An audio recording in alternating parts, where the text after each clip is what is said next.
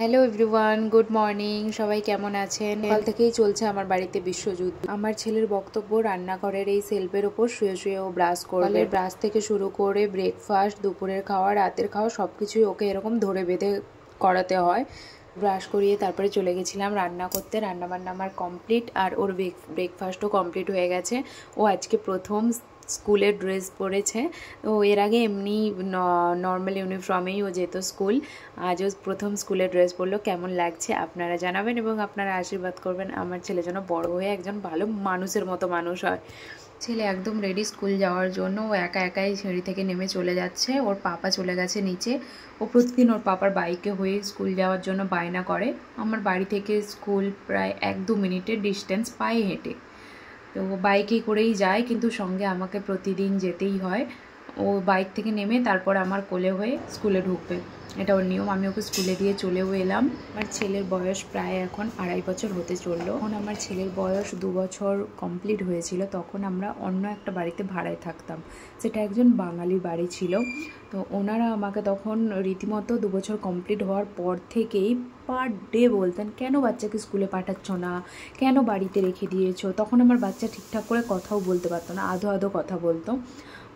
ওনারা রীতিমতো প্রতিদিনই বলতেন, কেন স্কুলে পাঠাচ্ছ না, স্কুলে ভর্তি করে দাও। আমার এক পর্যায়ে গিয়ে মনে হয়েছিল ওনারা হয়তো ওনাদের বাচ্চাদেরকে জন্মানোর পর থেকেই স্কুলে পাঠিয়ে দিয়েছিলেন, তাই হয়তো আমাকে প্রতিনিয়ত এরকম করে বলেন, কেন স্কুলে পাঠাচ্ছ না, কেন পাঠাচ্ছ না। আমার বাড়ির লোক মনে হয় এত কনসার্ন কোনো দিন দেখায়নি আমার ছেলেকে নিয়ে, ওনারা যতটা কনসার্ন দেখাতেন। তো এক পর্যায়ে গিয়ে এটাও মনে হয়েছিল যে বাচ্চাটা বোধহয় আমার নয়, ওনাদেরই, তাই ওনাদের এত মাথা ব্যথা আমার বাচ্চাকে। কথা বলতে যখন আমরা গুড়গাঁওতে আসি না, তখন আমি এবং আমার ছেলে দুজনে খুবই অসুস্থ হয়ে পড়েছিলাম। মানে এতটাই অসুস্থ হয়ে পড়েছিলাম যে এমার্জেন্সি আমাদের বাড়ি যেতে হয়েছিল।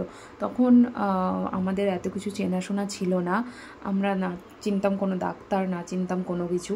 তো তখন ওনাদের কাছ থেকে আমরা কোনো হেল্প পাইনি। কিন্তু বলে না, কিছু মানুষ আছে জ্ঞান দেওয়ার জন্য একদম এক্সপার্ট, কিন্তু অন্য সময় কোনো জ্ঞানের বেলা ওনারা একদম এক্সপার্ট, কিন্তু কোনোদিন কোনো হেল্প করার সময় আমি ওনাদেরকে পাইনি। সন্ধ্যা হতেই আমরা চলে গিয়েছিলাম বিশাল মার্টে। ঢুকেই আমি প্রথমে মেয়েদের জিনিসপত্র দেখছিলাম, এত সুন্দর লাগছিল না। ছেলেদের ওই সারা জীবন শুধু জিন্স প্যান্ট আর উপরে শার্ট, নাহলে টি শার্ট, এই ছাড়া আর কি আছে। আমার বাড়িতে কোনো ছোটো বাচ্চা মেয়েও নেই যে জামা কাপড় কিনবো।